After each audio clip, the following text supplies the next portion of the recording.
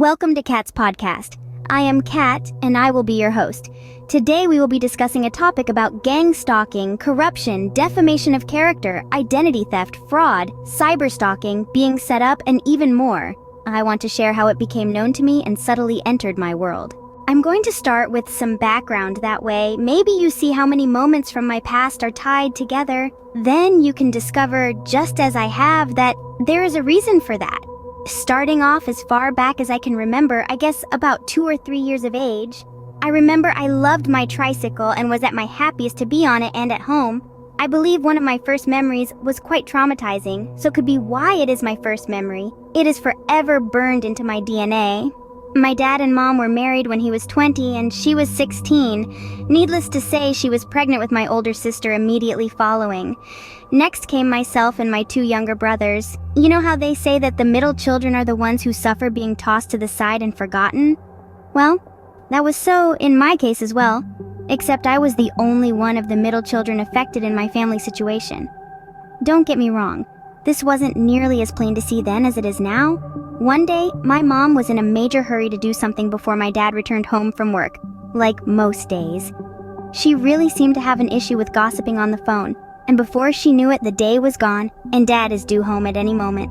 This somehow created a very fast-paced and highly charged atmosphere of anxiety.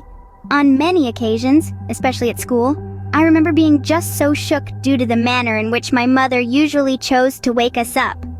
It never could be simple and easy, but was more like, "Get up! Get up! You're late again. The bus will be here in 5 minutes." Well, back to my story. This particular day, I have a very vivid memory of my mother comes running out the door, frantic and yelling at the top of her lungs, "Let's go! We're late, get in the truck!" Well, it just so happens on this very same particular day, like every other day of my life, she also did not possess the time nor the patience to deal with me. Now, would you believe that this day of all days, I just wanted to act my age, and boy did that not go over well. When she came to force me off the tricycle and I screamed, hanging on for dear life, "Fine then," she yelled. "I will just leave you here and maybe some stranger will take you before I get back." That was the first scariest moment of my life. I cried and shivered in total disbelief that she actually left.